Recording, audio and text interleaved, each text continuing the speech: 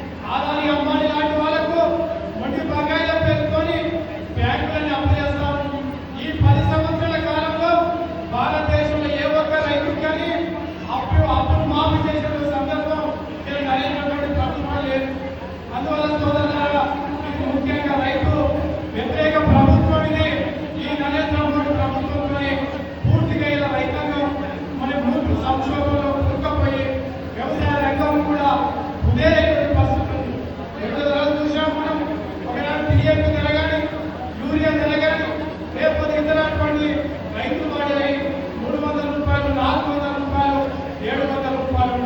కానీ మన DAP ధర 1800, 1700 రూపాయలు పెరిగిపోయింది. భాస్వరం పెరిగింది, పొటాష్ పెరిగింది, సబ్సిడీ ఎవరికి కూడా లేదు. ఇతర దేశాలకు సబ్సిడీ ఇస్తుంటే మన దేశ రైతాంగాన్ని నష్టం చేసే విధంగా నరేంద్ర మోడీ ప్రభుత్వం మరి పూర్తిగా ప్రయాణం చేస్తా ఉంది. పూర్తిగా వ్యవసాయాన్ని ఈ సంక్షోభంలో నెట్టి కార్పొరేట్ వర్గాలకు, పెద్ద పెద్ద వర్గాలకు ఈ వ్యవసాయాన్ని భూమికి అప్పచెప్పే విధంగా పరిపాలన సాగుతూ ఉంది. దీనికి వ్యతిరేకంగా దేశవ్యాప్తంగా రైతాంగం మనం పోరాటాలు సాగిస్తా ఉన్నాం. మన మద్దతు ధరని పార్లమెంట్లో చట్టం చేయాలని పెద్ద ఎత్తున ఉత్తర భారతదేశంలో రైతాంగం కదిలి పెద్ద ఎత్తున పోరాటాలు సాగుతూ ఉంది. ఆ పోరాటంలో మనం కూడా ఈ తెలంగాణ రాష్ట్రం కూడా పెద్ద ఎత్తున మనం భాగస్వామ్యం కావాలి. మనం కూడా ఆ పోరాటాలు మన జరుగుతున్న సందర్భంగా మన రైతు సంఘం ఆధ్వర్యంలో అనేక సెమినార్లు, మన డాక్టర్ ర్యాలీలు, మన ఖమ్మం కావచ్చు, నల్గొండ కావచ్చు, అనేక ప్రాంతాలలో ఆ పోరాటానికి మద్దతుగా మనం పోరాటాలు సాగించాం. ఇవాళ మిర్చి రైతులు మరి అనేక మంది లక్షలాది రూపాయలు మిర్చి పెట్టి మిర్చి కోసం కౌలు తీసుకొని మరి లక్షలాది రూపాయలు పెట్టుబడి పెడితే ఇలా మద్దతు ధర పడిపోయింది. మన రైతు సంఘం ఆధ్వర్యంలో ఖమ్మం జిల్లాలో పెద్ద ఎత్తున మన రైతు సంఘం కదిలి పోరాటాలు సాగిస్తాము. అదేవిధంగా ఈ నిజామాబాద్ జిల్లాలో మన పసుపు పెద్ద ఎత్తున పండించడం జరుగుతుంది. ఆనాడు ఇక్కడ ఉన్నటువంటి పార్లమెంట్ సభ్యులు పసుపు పొడుగు చేస్తారని వాగ్దానం చేసి మరి అధికారంలో అవ్వడం జరిగింది. పార్లమెంట్ సభ్యులుగా ఎన్నిక కావడం జరిగింది. కానీ 5 సంవత్సరాలు మరి పసుపు బోర్డు రాలేదు. తర్వాత మనం వచ్చినటువంటి సందర్భం ఉన్నది. కానీ మా పసుపు బోర్డుకు ఇవాళ కూడా పసుపు రైతులు చాలా ఆందోళనకు గురవుతాం. మద్దతు ధర లేదు. మహారాష్ట్రలో విపరీతమైన ధర ఉన్నది. నిజామాబాద్ లో అతి తక్కువ ధరకు కొనుగోలు జరుగుతున్నటువంటి పరిస్థితి మనకు కనపడుతుంది. అదేవిధంగా చెరుకు రైతులు మరి షుగర్ ఫ్యాక్టరీ మరి తీస్తున్నటువంటి పరిస్థితి కూడా మనకు ఉంది. అందువల్ల సోదరుల వల్ల ఈ నరేంద్ర మోడీ ప్రభుత్వం మరి పూర్తిగా రైతు వ్యతిరేక ప్రభుత్వంగా పనిచేస్తా ఉంది. దీన్ని మనం పెద్ద ఎత్తున మనం ప్రతిఘటించాలి, మన పోరాటంలో వైపు. అదేవిధంగా ఈ రాష్ట్ర ప్రభుత్వం తెలంగాణ రాష్ట్రం మరి 10 సంవత్సరాలు ఈ తెలంగాణ రాష్ట్రం వస్తే మరి సాగునీరు ప్రాజెక్టు పూర్తయితాయని మరి రైతులకు న్యాయం జరుగుతుందని అనేక సంవత్సరాలుగా మనం పోరాటాలు సాగించి తెలంగాణ రాష్ట్రాన్ని సాధించుకున్నాం.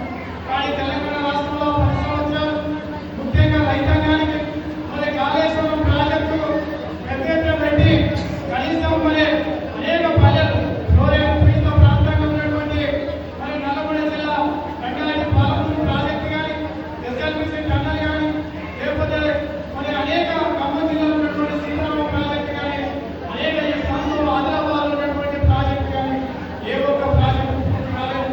ఇలా కృష్ణానదిలో మనకు వాటర్ తేల్చకపోవడంతో ఇలా కృష్ణానది మీద పూర్తిగా ఆంధ్ర ప్రాంతం నిలిపోతా ఉన్నాయి. కేంద్ర ప్రభుత్వం మరి దాన్ని 2 రాష్ట్రాల మధ్య తగ్గు పెట్టి మన తెలంగాణ వాటని అమరించడానికి ప్రయత్నం చేస్తాం. అందువల్ల ఈ నరేంద్ర మోడీ ప్రభుత్వానికి మరి ఇలా ఆలోచన చేయాలి. అదేవిధంగా ఈ రాష్ట్ర ప్రభుత్వం మరి ఎన్నికల్లో మనం అందరూ కూడా ఆశపడ్డాం. తెలంగాణ రాష్ట్రం తర్వాత మరి ఆనాడు నిరంకుశంగా కేసీఆర్ ప్రభుత్వానికి వ్యతిరేకంగా మరి అనేక రకాలుగా జరిగిన పోరాటాల్లో మరి ముఖ్యంగా రైతాంగం కానీ ఈ తెలంగాణ ప్రజలతో కూడా కాంగ్రెస్ పార్టీని అధికారం తీసుకురావడం జరిగింది. మరి ముఖ్యంగా రైతు భరోసా కానీ, రైతుల 2 లక్షల రుణమాఫీ కానీ అనేక అంశాల మీద ఆనాడు కాంగ్రెస్ ప్రభుత్వం మనకి ఎన్నికలు మేనిఫెస్టోలో జరిగింది. మరి కొంత మేరకు మరి 2 లక్షల రుణమాఫీ పూర్తిగా అమలు కావలేదు. మనం అనేక సంవత్సరాలుగా రైతాంగం కూడా తీవ్ర ఇబ్బందులకు గురవుతాం. ఇప్పటికి కూడా చాలా మంది రైతులు బ్యాంకుల చుట్టూ తిరుగుతా ఉన్నారు. మాకు 2 లక్షల రుణమాఫీ అయితేనే ఎంతో మంది ఆశపడ్డారు. కానీ వాళ్ళ పూర్తిగా అమలు కాలేదు. అదే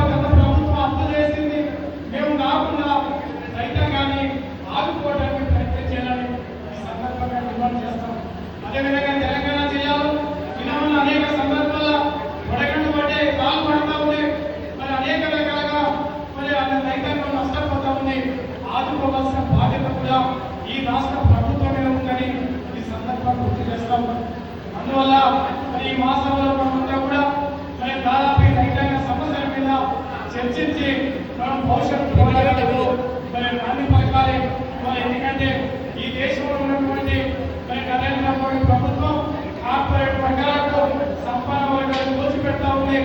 రైతుల మొత్తాన్ని కూడా పూర్తిగా భూమికి దూరం చేస్తా ఉంది. రైతుల ఆత్మహత్యలు జరుగుతూ ఉన్నాయి. రైతు కేంద్ర ప్రభుత్వం సహకారం లేదు. మరి దాంతో మనం ఆలోచన చేసుకొని ఈ ప్రభుత్వాల వ్యతిరేకంగా మనం పోరాటాలు సాగించాలి. అదేవిధంగా ఈ రాష్ట్ర ప్రభుత్వం కూడా మరి అనేక రకాల ఎదిగిన రైతాంగాన్ని ఆదుకోవాల్సిన బాధ్యత కూడా ఈ ప్రభుత్వం మీద ఉందని ఈ సందర్భంగా గుర్తు చేస్తూ రాబోయే రోజుల్లో మనం పెద్ద ఎత్తున మరి రైతాంగాన్ని కదిలించాలి. ఎందుకంటే మద్దతు ధర లేదు, పెట్టినటువంటి పెట్టుబడులు లేవు. ఇవాళ కనీసం వ్యవసాయం చేసే రైతు బిడ్డకు కనీసం పెళ్లి చేసుకోవడానికి కూడా పిల్లలు ఇవ్వడానికి కూడా సిద్ధమైనటువంటి పరిస్థితి దేశవ్యాప్తంగా రాష్ట్ర వ్యాప్తంగా ఉందంటే ఇలా వ్యవసాయం కారణానికి క్షీణించబడుతుంది. కాబట్టి ఈ వ్యవసాయాన్ని రక్షించడానికి మనం పోరాటాన్ని దీన్ని ఆలోచన చేయాలి.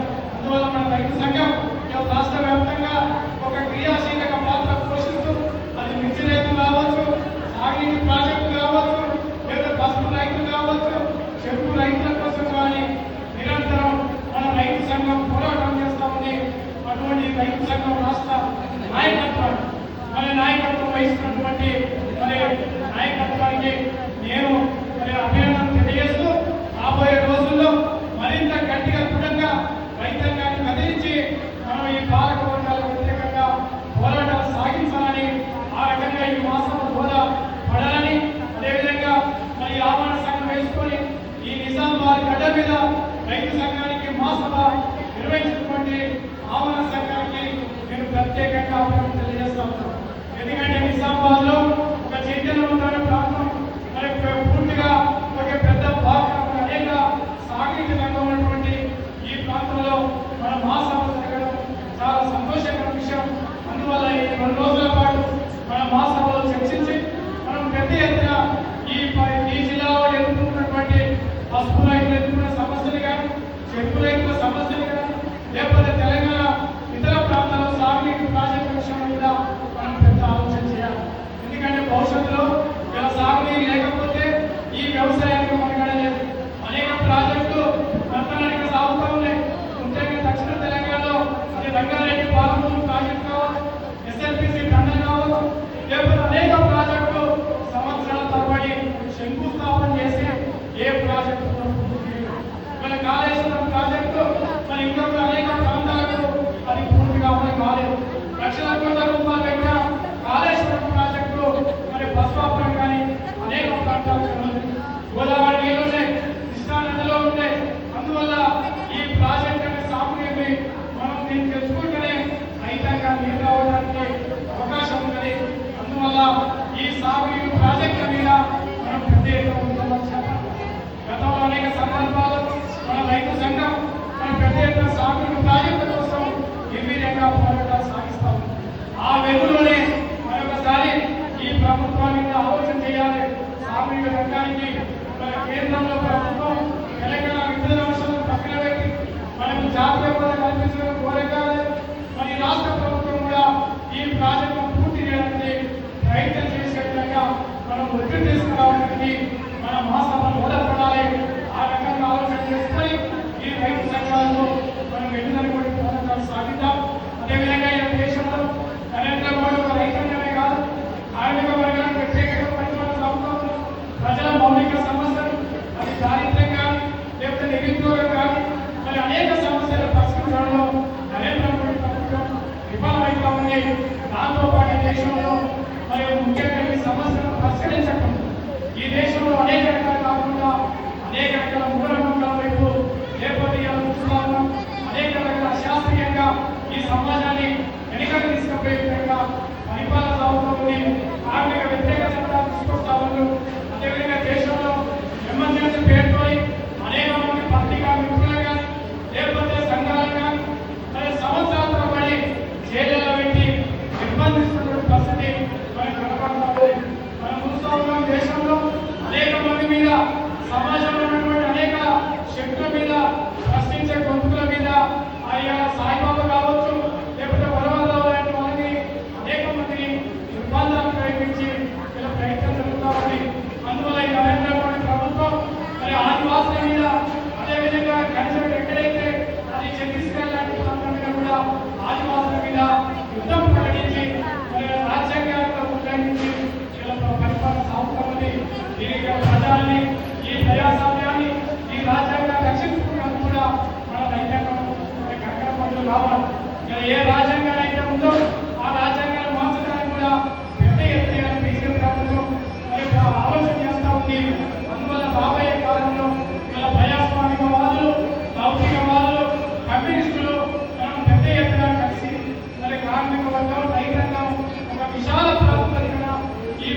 భారతదేశంలో పోరాటాలు సాగించాలని ఈ రైతు మహాసభ మరియు ముఖ్యంగా అనేక సమస్యలు చర్చించి భవిష్యత్తులో అనేక ఉద్యమాలకు నాంది పలకాలని ఈ సందర్భంగా ఈ మహాసభ సందర్భంగా నాకు అవకాశం ఇచ్చినటువంటి మావాడి సంఘానికి ముఖ్యంగా రాష్ట్ర రైతు సంఘం నాయకత్వానికి మీ అందరికీ కూడా ప్రత్యేకంగా అభినందనలు